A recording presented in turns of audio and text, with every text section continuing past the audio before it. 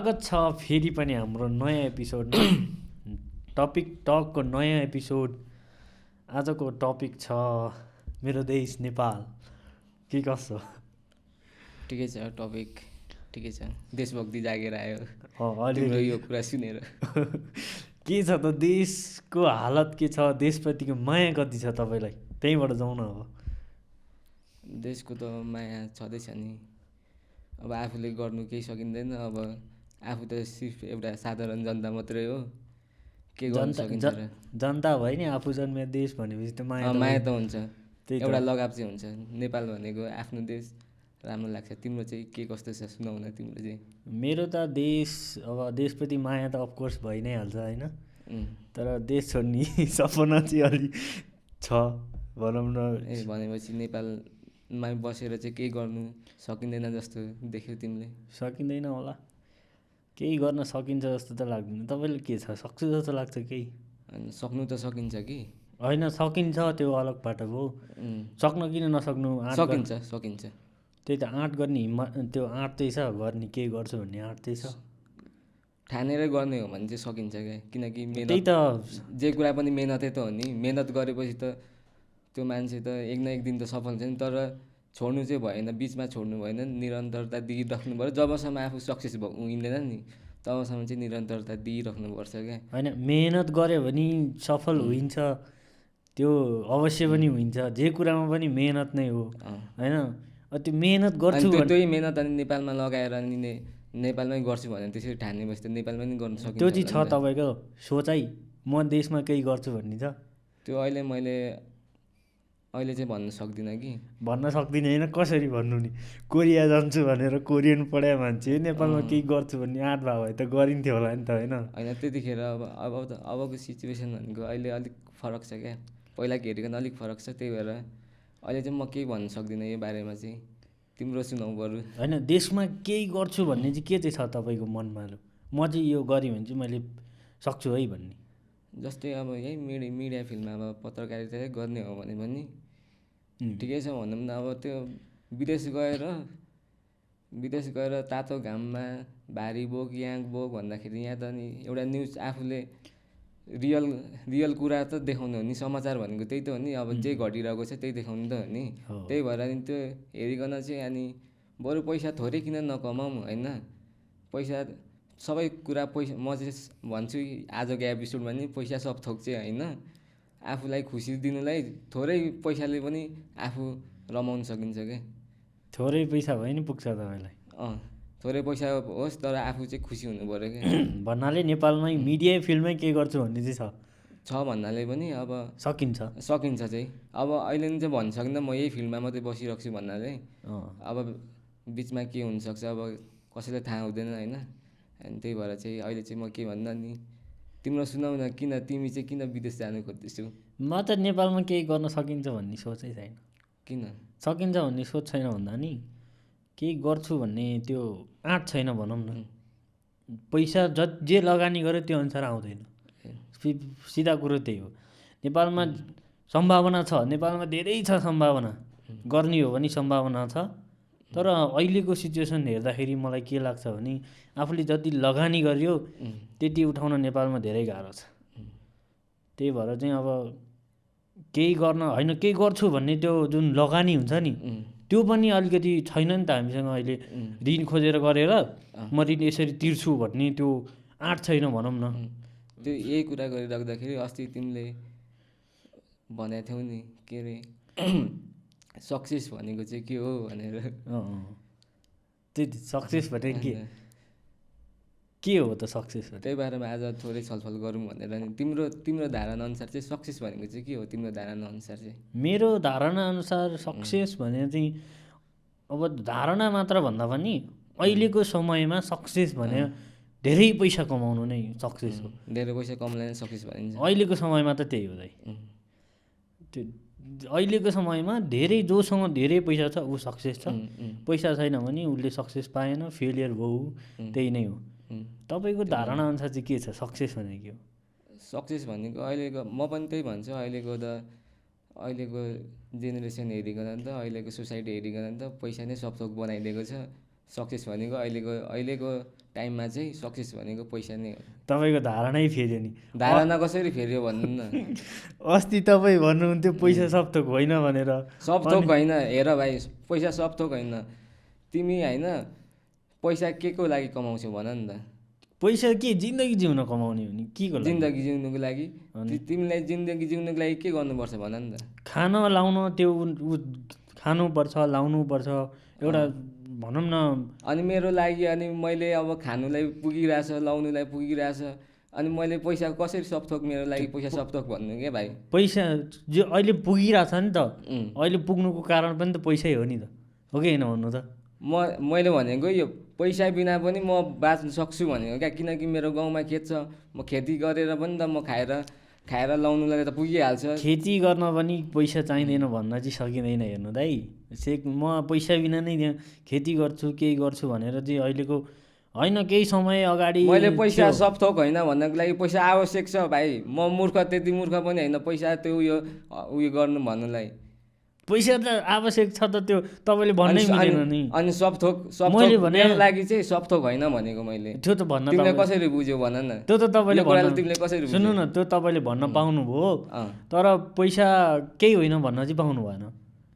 अनि मैले पैसा केही होइन भनेर चाहिँ कहिले भन्यो भन नि त। सब थोक होइन भन्नुको मतलब केही होइन पनि त होला नि त। होइन, मेरो मतलब सब थोक होइन भने मेरो लागि चाहिँ सब थोक चाहिँ होइन है। पैसा भन्दाखेरि मेरो पैसाभन्दा प्रायोरिटी फर्स्ट आउने अर्को कुरा पनि छ भन्नु खोजेको मैले। त्यो त अफकोर्स आउने, आफू पैसाभन्दा अगाडि केही न केही। किनकि मेरो शरीर भयो भने त पैसा हुन्छ। सुन्नु न, मैले पैसा सब थोक भन्नुको मतलब जुन कुराले तपाईँको निड पुरा गर्छ नि त्यो नै पैसा हो नि त। अहिलेको समयमा जुन कुराले तपाईँको निडहरू, तपाईँलाई आवश्यकता पुरा गर्छ भने त्यो पैसाले नै हो अहिले।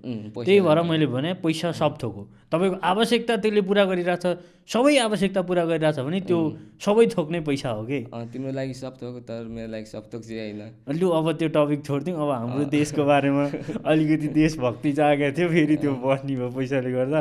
भन्नु न अब देशमा के छ, कतिको सम्भावना देख्नु भएको छ होइन। अब होइन, तिमीलाई चाहिँ अब यो नेपालको स्थिति अहिलेको सिचुएसन चाहिँ कस्तो लागिरहेछ?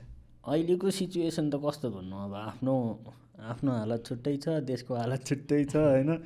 देशमा नयाँ नयाँ मान्छे आउँदैछन्, नेतृत्वहरू होइन। अब कतिले आश गरेका छन् यिनीहरू आए वैदेशिक रोजगारमा जानु नपर्ला भनेर आश गरेका छन्, तर लास्टमा हुने त्यही पुरानो जस्तै हुन्। आउनुपर्छ नयाँले पालो चाहिँ पाउनुपर्छ, तर पछि हुने भने पुरानो जस्तै हुन् क्या यिनीहरू। तर चान्स त दिनुपर्छ नि त। चान्स त अफकोर्स त्यो चान्स त दिनै पर्यो नि। किनभने पुरानो दलहरूलाई पनि त त्यत्रो वर्ष त दिएकै हो नि त, हेऱ्यो नि त जनताहरूले। त्यो जनताले एकचोटि चान्स दिनुपर्छ नयाँले केही गर्छन् होइन। आशै नराख्ने भन्ने त हुँदैन, थोरै दिन आश त हुन्छ। झिनो मसिनो आश उबेला पनि गरेको थियो होला, अहिले पनि अब हामीले गर्दा केही फरक परेन। अब भर उनीहरूमा हो, उनीहरूले कतिको आश पुरा गरिदिन्छन्, जनताको विश्वास कतिको राख्छन् भन्ने कुरा हो। अब देशको स्थिति हेर्दा देशमा सम्भावना छ धेरै नै होइन। त्यो सम्भावना हामीले सदुपयोग गर्न सकेका छैनौँ, हामीले सम्भावनालाई चिन्न सकेका छैनौँ होइन। अनि कस्तो भने देशमा केही गर्छु म यसमा सक्सेसै पाउँछु भन्नको लागि लगानी चाहिन्छ अहिले देशमा। हाम्रो देशमा केही गर्छु भन्नको लागि लगानी सबभन्दा ठुलो कुरा हो कि होइन भन्नु त। त्यो अनि त्यो मैले लगानी गरेपछि त्यो उठ्छ नै थाहा छैन कि। त्यो भएर चाहिँ मान्छेले देशमा केही गर्छु भन्ने आश नै मारिसक्यो कि, त्यो लगानी नै नउठ्ने। सबैजना अब ठुलो भनौँ न अलिक जिम्मेवारी हुनुको लागि विदेश प्रायः जस्तो नेपालको युवाहरू चाहिँ विदेश चाहिँ नेपालको अहिलेको अवस्थामा हेर्ने हो भने कुनै घरको छोरो बढेर जिम्मेवारी बोक्यो भने तब भन्ने हुन्छ कि जब ऊ विदेशमा जान्छ। विदेश गएपछि यसले चाहिँ जिम्मेवारी बोक्यो है, अब उसले चाहिँ जिम्मेवारी पुरा गर्ने भयो है भन्ने हुन्छ। अहिलेको अवस्था चाहिँ त्यही छ होइन। विदेश चाहिँ अब देशलाई माया गर्दा गर्दै पनि विदेश चाहिँ जसरी पनि जानै पर्छ कि विदेश। एक न एकचोटि चाहिँ भनौँ न देशमा केही गर्न नसकेर भन्दा नि त्यो गर्न सक्ने हिम्मत नभएर चाहिँ जानै पर्छ विदेश एकचोटि। देश छोडेर अब जान मन त कसलाई हुन्छ र हो कि होइन?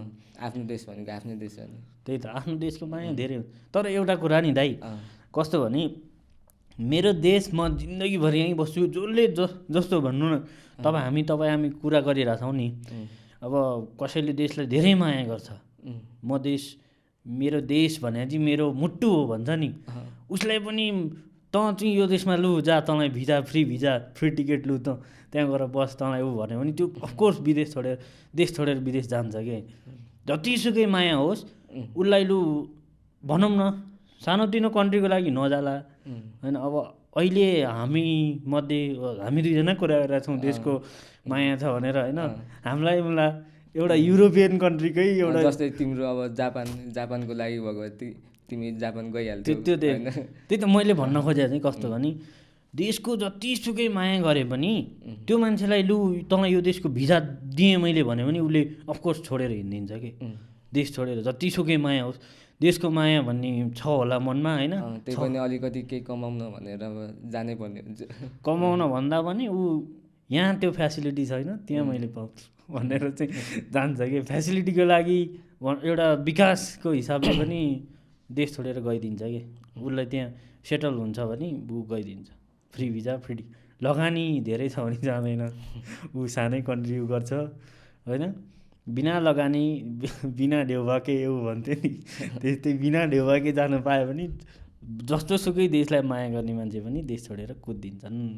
देशको अवस्था अहिले यस्तो छ, सम्भावना छ तर मान्छेले गर्न सक्ने केही छैन, आँट छैन कसैमा, हामीमै पनि छैन। लगानी गर्छु यो पैसा उठाउँछु तिर्छु भन्ने छैन। तपाईँको उसमा चाहिँ के छ देशको अहिले भनौँ न, कस्तो देशको स्थिति अहिले कस्तो छ जस्तो लाग्छ?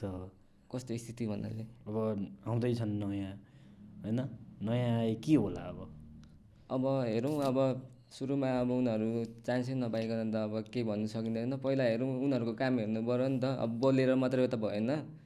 अब सुरुमा उनीहरूको काम पनि हेर्नु पऱ्यो, काम अनुसार अब भन्ने हो। अहिले नै त अब केही त देखिएको छैन। अब डोन्ट जज बाई कभर बाई बुक भन्छ नि, त्यस्तै हो भनौँ न। अब एकचोटि चाहिँ हेरौँ न भन्ने चाहिँ हो। डोन्ट जज a book by its cover त्यही भन्नु खोजेको मैले। बुझेँ मैले, बुझौँ न त्यसरी। त्यही त अब अहिले गडबड भयो उनीहरूको बोली सुनेर विश्वास नगरौँ होइन। पहिला काम हेरौँ अनि गरौँ न। काम हेरौँ होइन, आशा राख्न पाइयो। के अरे आश गर भर नपर भने जस्तो त्यस्तै हो। भरै पर्नु चाहिँ भर्न, भरै चाहिँ पर्नु भएन। त्यही त। अब अरू के छ? अब सबैले अब रुचाएको अब व्यक्तित्वहरू भएपछि त नि एकचोटि हेरिदिउँ न सबैको सहमतिले। अब जानुपर्ने भनेको हामीले सहमतिले नै त हो। त्यही त, देशमा अब यतिकै द्वन्द्व भयो भने त चल्दैन। अब एक्लैको हेर्नु थाल्यो भने त अनि त्यो देश सकिहाल्यो नि, सहमतिमै जानुपर्ने हुन्छ। त्यही त, मिलेरै जानुपर्छ। भोट कसलाई हाल्ने तपाईँ यसपालिको भोट? म यो पालि त हाल्दिनँ पनि होला। मेरो भोटर आइडी पनि हराइरहेछ। मैले पहिल्यै बनाएको थिएँ कि। अगाडि हाल्नुभयो? हालेको थिएँ। कसलाई हाल्नुभएको थियो? त्यतिखेर हाम्रो दमकतिर चाहिँ राम थापालाई हालेको थियो कि मेयर। त्यतिखेर अब गाउँले नि भन्थ्यो क्या, अब राम्रो छ भनेर भन्थ्यो। अब एकचोटि हेरिदिउँ न त, अब सबैले भनेको अब कस्तो रहेछ भनेर भोट हालेको थिएँ। राप्रापा। कस्तो काम गरे त? काम खोइ कस्तो भने दमक त ठिकै छ हौ, प्रायः जसो राम्रै छ भनौँ न, विकास भएकै छ। कतिको विकास गरे? सोचे जस्तो गरेका छन् कि छैन? सोचे जस्तो त गरेको छैन, अभियसली गरेको छैन। त्यही पनि अलिअलि यता त्यो दुर्गम ठाउँहरूको हेरिकन ठिकै गरेछ। दुर्गम ठाउँ हेरी त अब दमक त उसै पनि केपी ओलीको ठाउँ।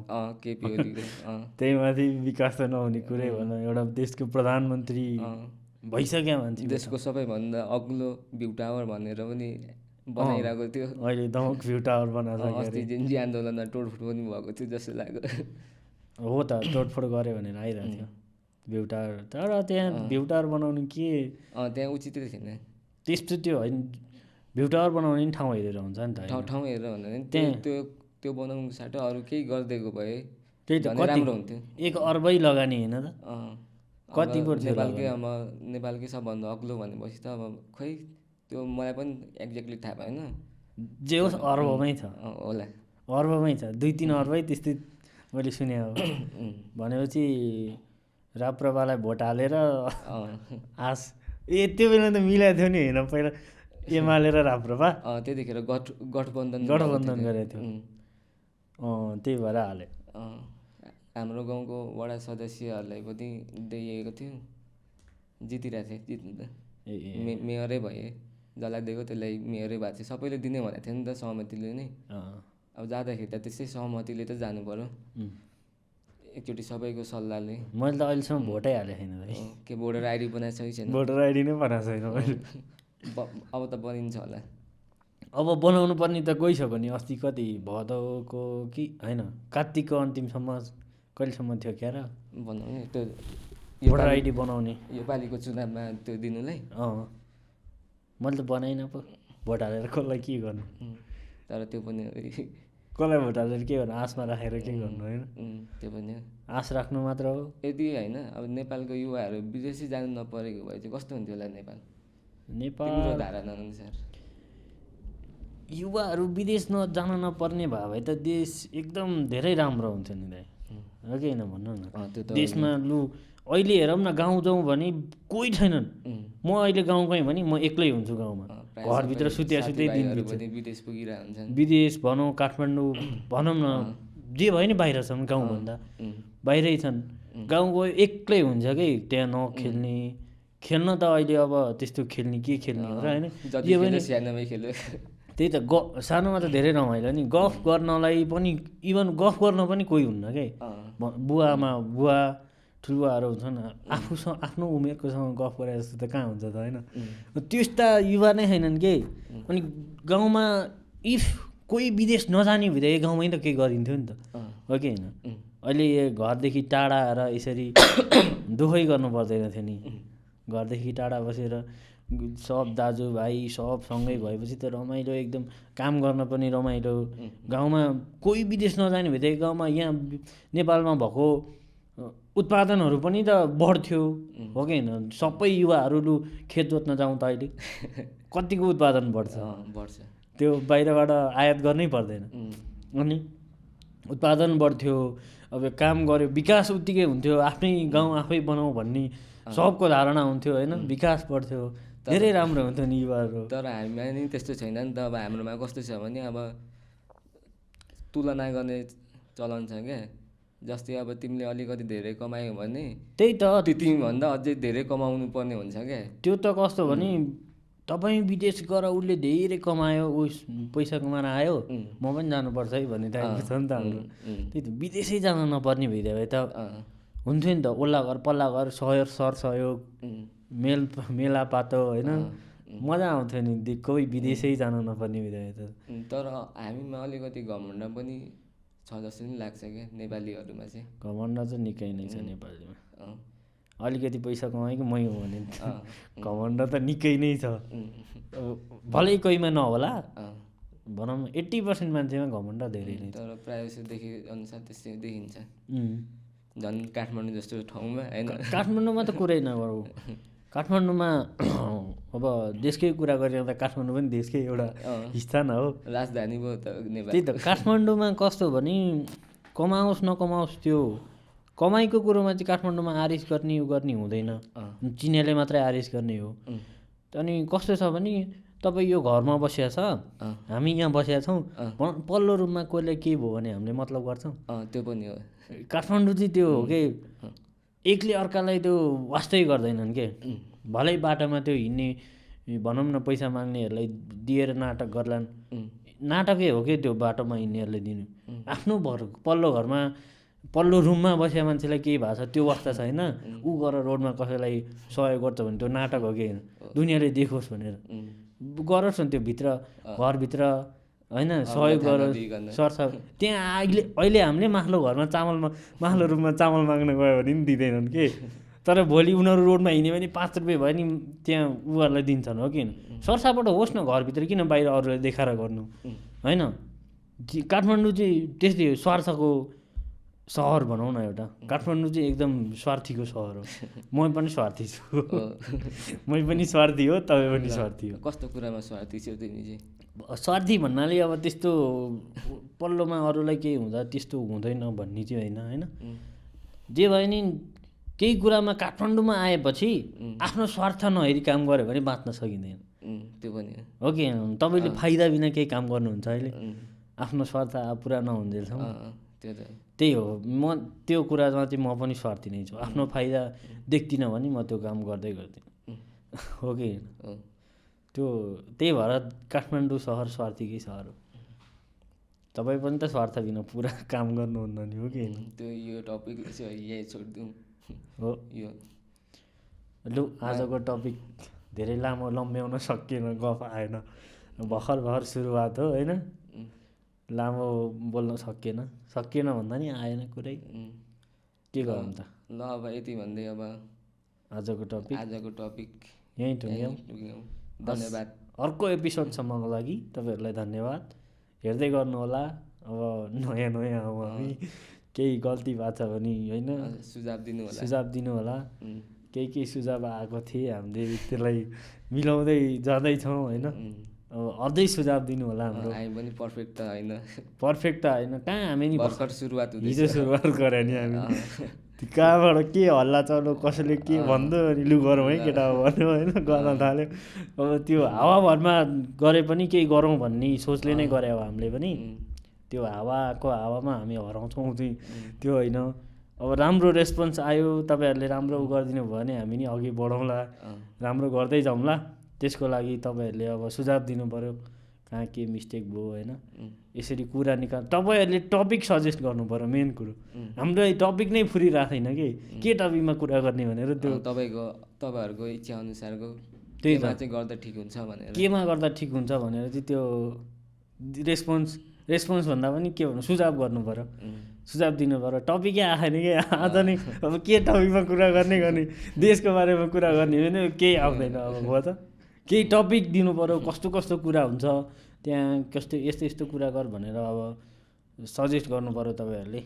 त्यही हो, अब अरू त के भन्नु। आजको टपिक यहीँ टुङ्ग्यौँ। हस्, धन्यवाद।